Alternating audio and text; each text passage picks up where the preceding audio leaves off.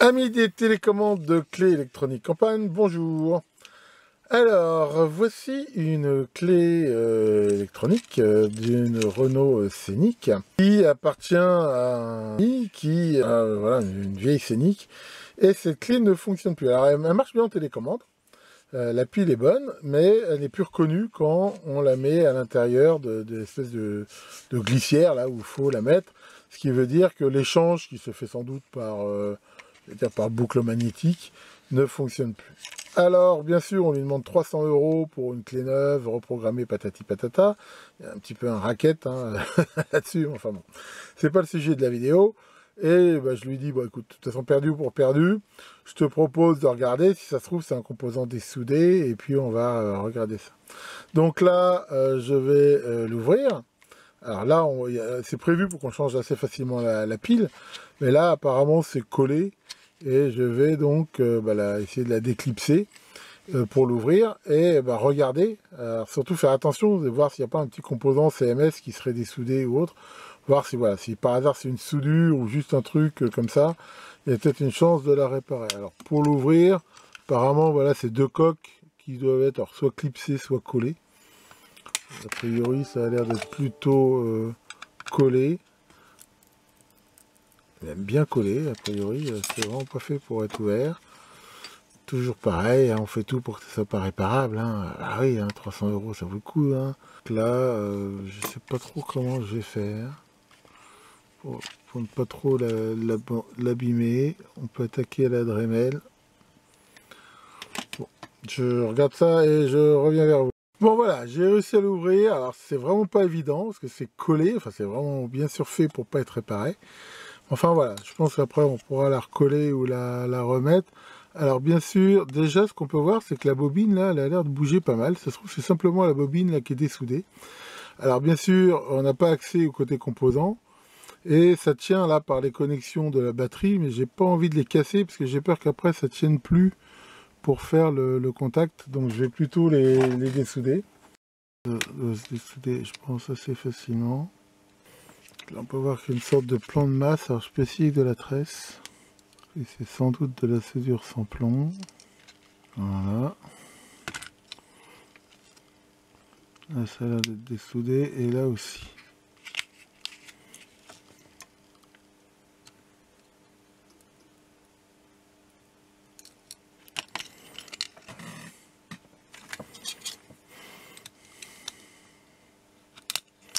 Là. Alors. On voit en effet que la bobine là est dessoudée. Mais est-ce qu'elle était dessoudée avant mon intervention ou après? Je ne sais pas. Ce qui est sûr, c'est que je vais pouvoir la ressouder. Parce que c'est cette bobine qui sert d'antenne, on va dire, pour faire la liaison avec la bobine de la voiture. Un couplage magnétique. Donc là, j'ai bien ressoudé. On va le faire pareil ici. Et là. Voilà. Là, on peut voir les boutons de la télécommande. Ce que je vais faire maintenant, c'est que je vais regarder avec un microscope pour voir si je vois pas d'autres problèmes. Et puis on va la remonter. Ça se trouve c'était ça, c'était que la bobine là qui était dessoudée. Ce qui s'explique, hein, parce que souvent voilà, quand on s'assoit dessus, on les a dans la poche, bah, ça fait de la traction où elles tombent. Et ça peut expliquer ça. Donc voilà, là j'ai mis mon petit microscope en Andrevon là, et je suis en train de regarder un petit peu si je vois pas d'autres soudures qui pourraient être pas bonnes. Alors c'est vrai que j'ai aussi mon super binoculaire que je vous ai montré il n'y a pas longtemps, mais là voilà. Avec ça, je pense que c'est plus facile pour filmer. Là, par exemple, on peut voir que j'ai un petit doute sur cette capa là. Je sais pas si c'est bon ou pas. On peut vérifier si le contact est bon.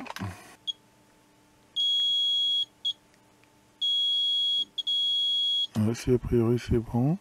Bon, on va dire que visuellement, je vois pas d'autres problèmes. Là, a priori, c'est pareil. Les composants n'ont pas l'air d'être mal soudés. Alors, il y a une solution radicale, après ça ne marche pas, c'est de les remettre un coup dans un four de refusion avec un peu de flux, ce qui permet de refaire toutes les soudures. Mais moi je pense que ça venait de la bobine là. Donc on va déjà la remonter et, avec simplement du scotch pour essayer, voir si ça aide.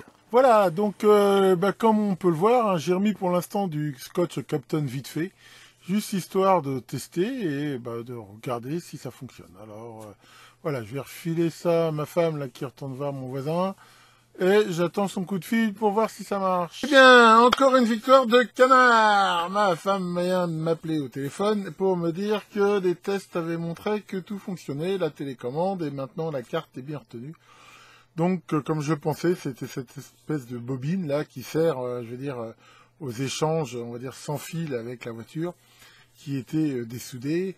Et voilà, le fait de l'avoir ressoudée fait que tout est bien rentré dans l'ordre. Donc, tout est bien qui finit bien, et voilà, 300 € d'économiser. Encore une fois, je trouve qu'il y a un petit peu d'abus par rapport à ça, et puis en même temps, voilà, ils auraient fait un système clipsable, c'était quand même plus facile à réparer. Là, on est quand même obligé de tout un petit peu bousiller, tout ça pour, voilà, refaire une soudure, quoi. Enfin bon, je vais pas refaire le monde, mais vraiment, je trouve ça déplorable. Enfin, ce qui est sûr, c'est que j'espère que si vous avez les mêmes mésaventures, vu que c'est un des seuls composants, on voit, qui peut être éventuellement mal soudé. Hein, il y a ça, et éventuellement les clips de la pile. Voilà, de toute façon, perdu pour perdu. Moi, je vous conseille de l'ouvrir. Alors, c'est vrai que c'est pas facile. J'ai utilisé donc un cutter avec une lame assez forte, là, genre cutter à moquette. Et c'est vrai que voilà, c'est pas évident. Il y a peut-être d'autres façons de le faire. Hein, pour essayer qu'une Dremel, enfin voilà. Ce qui est sûr, faire attention, c'est de pas abîmer, je veux dire, le circuit qui est dedans, voilà, faisant attention qu'avec la lame, par exemple, on ne vienne pas abîmer un composant CMS. Enfin donc, voilà qui est fait.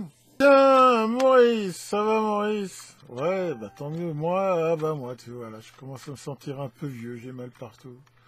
Alors que toi, ton grand-père se sent comme un bébé? Ah bon, pourquoi?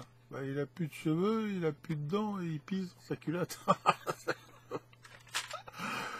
Bon, ça promet. Là-dessus, que le grand Selfort vous fasse de bons couplages magnétiques et à très bientôt pour de nouvelles vidéos.